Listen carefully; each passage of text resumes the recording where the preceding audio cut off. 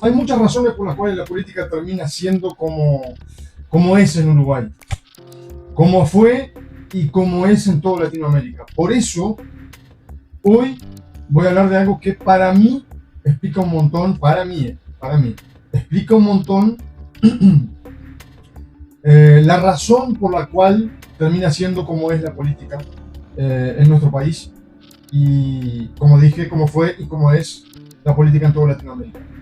Y no voy a hablar de partidos ni de personas. Voy a hablar de pensamiento crítico. Pensamiento crítico. Empecemos por una pregunta muy simple, que es lo que estuve hablando hoy en mañana con algunos compañeros. Una pregunta muy sencilla. ¿Puede haber democracia sana si la mayoría de la gente deja de pensar por su propia cuenta, por sí mismo? ¿Puede haber democracia? Es una muy buena reflexión esa, ¿no? Es un buen pensamiento, es un buen punto de partida para pensar cómo estamos hoy y a ver si nosotros tenemos libertad de pensamiento, ¿no? Yo creo que no. El ser humano es el único que puede pensar, ¿no? Y por lo tanto puede parar, ¿no? Parar un segundo antes de actuar y preguntarse, ¿esto está bien o esto está mal? ¿Podré hacer determinada cosa? ¿Puedo no hacer determinada cosa? No andamos haciendo las cosas en piloto automático. Estamos de acuerdo con eso. Aunque parezca, aunque parezca. Tenemos la capacidad de reflexionar, de elegir. Y por eso somos responsables. Samuel von Pufendorf decía que el hombre es un ser moral justamente porque es libre. Justamente porque es libre. El hombre es un ser moral justamente porque es libre. Pero a veces nos olvidamos que la libertad no es solo ir a votar, entendiendo que el voto es obligatorio, ¿no? No nos olvidemos de ese detalle. Pero la libertad empieza mucho antes, cuando uno es capaz de pensar por sí mismo. Si alguien piensa por vos, ¿no? Y acá viene el desarrollo de lo que estamos hablando. Si alguien piensa por vos, si alguien te dice qué tenés que creer, ¿no? Y qué tenés que repetir, vas a terminar siendo una repetidora de argumentos y de relatos, pero libertad, difícil. Libertad, difícil. Pascal decía que el primer acto de la moral es detenerse a pensar. Miren qué grande eso. El primer acto de la moral, ¿no? Es detenerse a pensar. ¿Se entiende o no? Esa frase tendría que estar en cada puerta de todas las instituciones públicas de nuestro país. En cada una de las puertas, en cada una de las instituciones públicas, ¿no? El primer acto de la moral es detenerse a pensar, ¿no? Frase para poner hasta en tu laburo, ¿no? Yo creo que hoy, más que nunca, es necesario gente que piense, no gente que solo aplauda. A mí si hay algo que me da mucho repudio, por no decir asco, si no cae tan mal, es cuando en cualquier acto público, en una reunión, la que sea, el aplauso, ¿no? El aplauso. La verdad, sinceramente, ¿no? La mayoría de las veces pasa lo contrario, ¿no? Porque a mí me parece que el aplauso termina de hablar algo el político o la persona en cuestión y aparece el aplauso, ¿no? De manera automática. Eso es complicidad. ¿Se entiende o no? Los partidos, de cualquier color, de cualquier color, premian al que obedece, ¿no? Al que no pregunta, al que no levanta la mano, al que nunca cuestiona absolutamente nada, y al que piensa distinto lo castigan, ¿no? El pensamiento crítico molesta, ¿no? Pero obliga a explicar, a rendir cuentas. Y a algunos estamos de acuerdo que les gusta que la política sea como un acto de fe, ¿no? Como una especie de religión. Yo tengo que tener fe.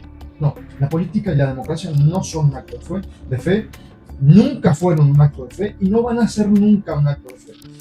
Porque es un ejercicio de permanente eh, de permanente desafío, ¿no? Desafío constante, ¿no? Es necesario el pensamiento crítico. Por eso nunca va a ser un acto de fe porque no todos pensamos igual. Es imposible. Pero vamos a llevar esto a donde quiero llegar, que es a los departamentos del norte del país, que a mí me parece, desde mi percepción, la cual debe ser respetada, ¿no? Hablando de democracia y de libertad de pensamiento, no de expresión. Porque antes de la expresión debe haber pensamiento. Y desde mi perspectiva, yo creo que los departamentos del norte son los que han sido, durante décadas, los más castigados y los que han estado en cautiverio por la clase política, ¿no? La clase política capturó el pensamiento de la ciudadanía de los departamentos del norte del país. Esa es mi forma de verlo, ¿sí? Esa es mi forma de verlo. Y por lo tanto, y lo puedo probar, lo puedo probar, porque les puedo decir algo muy sencillo. Las mismas promesas, ¿no? De las últimas décadas, las mismas promesas son las mismas de hoy. De las últimas décadas, estoy hablando más de 30 años, ¿no? No es que estoy diciendo que hace 10 años o más, no. Las últimas 3 décadas, 4 décadas, han sido las mismas promesas, el mismo modus operandi y por lo tanto las mismas explicaciones cuando las cosas no funcionan. Ahora, la decadencia es constante y también siempre la misma. Mientras tanto, la ciudadanía sigue perdiendo oportunidades, ¿no? El ciudadano pierde oportunidades, el departamento pierde oportunidades, los jóvenes siguen pasando por la misma dificultad. Bueno, irán al infinito la cantidad de déficit en todos los movimientos que uno puede imaginarse a nivel de ciudadanía. Bueno, cuando alguien pregunta por qué pasa tal problema, muchas veces no le contestan absolutamente nada. Lo que sí recibe el ciudadano o el que se anima a cuestionar es justamente el silencio violento, porque hay un nivel de violencia en el silencio cuando no hay una respuesta que es impresionante. Por eso las palabras que cuestionan ese silencio también suenan a violencia o se lo ponen en un pedestal de violento, porque es la forma de manifestarse, pero hay que hacerlo, ¿no? Hay que hacerlo. Entonces, cuando se cuestiona el gasto, por ejemplo, le dicen que está en contra del desarrollo, ¿no? Cuando se pide transparencia, le dicen que está haciendo política barata. Cuando se propone algo distinto, no se evalúa si la idea es buena, pero ni a mal. Lo primero que se pregunta es de qué partido político viene. Entonces, eso no es pensamiento crítico, ¿no? Eso no es pensamiento crítico. Eso es, yo diría que eso es como, estamos funcionando como tribalismo político, ¿no? Los países que funcionan como tribu difícilmente progresan porque dejan de buscar la verdad y solo defienden al grupo, ¿no? Una tribu, funcionan al grupo, al grupito. Y bueno, cuando la defensa del grupo pasa a ser más importante, bueno, la política deja de servirle al ciudadano. Esto es muy interesante, ¿no? La política pasa, o sea, deja de servirle al ciudadano y empieza a servirse, ¿no? De la gente. Ese es el gran problema. Por eso hay que cuestionar los relatos, incluso los propios, incluso los propios. El amiguismo de lado. Ningún dirigente debería estar por encima de una pregunta, ni un partido político por encima de un dato, que he escuchado por ahí también, que los datos no están alineados con la realidad. Puede ser que no, puede ser que no, pero ningún partido político puede estar por encima de los datos, ninguna ideología puede estar por encima de la realidad. Eso sí, ninguna ideología por encima de la realidad. Si una política funciona, acá es otro tema complicado, si una política funciona, hay que reconocerla, ¿no? Ha pasado en los últimos años el modelo político, no estoy hablando ni del Frente Amplio, de todos, el modelo, la clase política actual, la que está actuando hoy en las últimas décadas, no ha funcionado, por lo tanto no hay nada que reconocer. esa es la realidad. Los resultados hablan por sí solos. Hay que reconocer,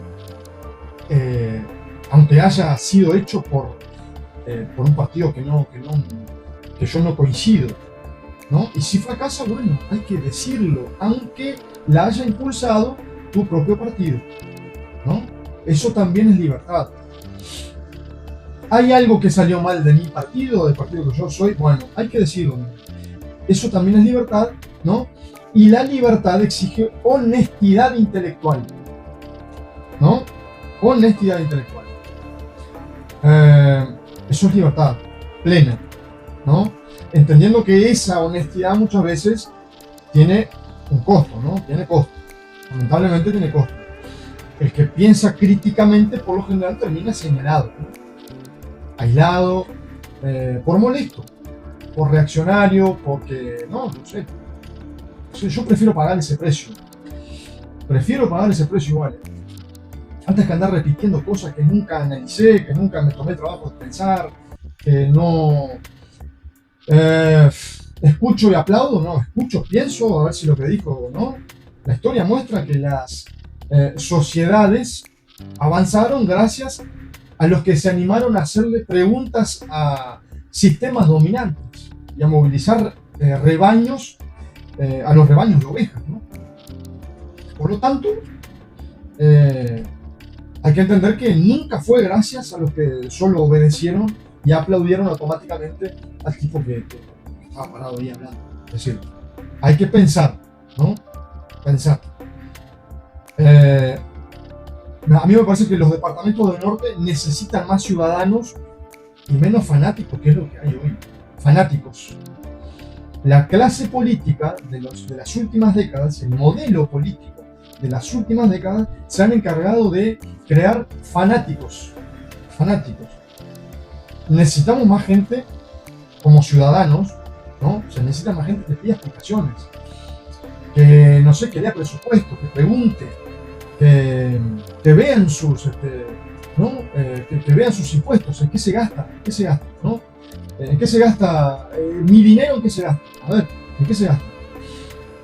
Más gurises que cuestionen, ¿no? Más gente grande que se interese y que se anime al debate, que se anime a debatir. Porque si no, el reclamo de democracia queda vacío. Yo he visto mucho, por ejemplo, en la ciudad de Rivera. Rivera viene con un modelo político decadente, completamente decadente, con resultados terribles. Ha destruido todo lo que tiene que ver con una ciudadanía libre, ha destruido absolutamente todas las libertades de la ciudadanía riverense a lo largo de las décadas, ¿no? Y yo he escuchado, ¿no?, a muchas personas hablar sobre que acá está faltando democracia, ¿no? Es decir, no puede ser que hace tanto tiempo que están en el poder y nosotros cada vez más perdemos libertades. ¿Dónde está la democracia? Bueno, ese reclamo queda vacío si no se desafían a pensar, a cuestionar, a preguntar, ¿no? Queda vacío, porque una democracia no se fortalece cuando todos piensan igual, es imposible. Y hoy lo que vemos, a través del fanatismo que hay en Rivera, creado por los políticos,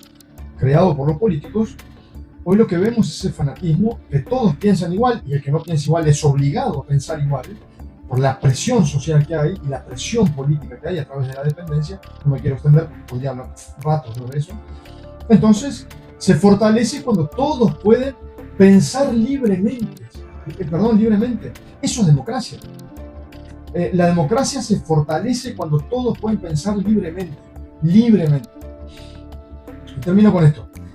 Cuando uno deja de cuestionar y acepta cualquier cosa porque viene de los suyos, ¿no?, porque viene del amiguismo, cuando se empieza a defender una bandera en vez de buscar la verdad, todos sabemos cuál es la verdad. El tema es que, como dije, el amiguismo, la presión social, la presión política, la dependencia y un montón de cosas más no nos deja escuchar, es decir, nos ensordece y nos deja ciegos, ¿sí? Bueno, ese día deja de ser completamente libre esa persona, ¿no? deja de ser completamente libre. ¿Nos podemos seguir llamando democracia? Sí, por supuesto, pero no va a ser una democracia sólida, va a ser una democracia cada vez más vacía, ¿no? La libertad empieza cuando dejamos de preguntar, en vez del aplauso vacío, dejamos de preguntar qué dijo, o sea, quién lo dijo, ¿no? La persona, y empezamos a preguntar si es verdad lo que dijo, ¿no? Si es verdadero lo que dijo esa persona, en vez de caer yo qué sé, habla el político, habla el expositor y el aplauso automático. Eso no puede pasar. No puede pasar eso. A partir de ese momento, porque todos aplaudieron, a mí me pasó, a partir y me pasa cada tanto, y me voy recaliente porque fui en contra de lo que debía hacer. A partir de ese momento, bueno, perdemos total libertad de pensamiento, que es lo único que nos queda, ¿no? Una ciudadanía libre no necesita que le digan qué pensar, no necesita que le digan qué pensar. Ese es el gran punto y eso es lo más importante que tenemos. Necesita información, argumentos y coraje. Y coraje porque hay que tener coraje para llegar a tus propias conclusiones y exponerlas, ¿no? Y tirarlas sobre la mesa. Hay que tener mucho coraje, porque tiene costo, ¿no? Para mí, esa es la verdadera revolución que los departamentos del norte del país necesitan.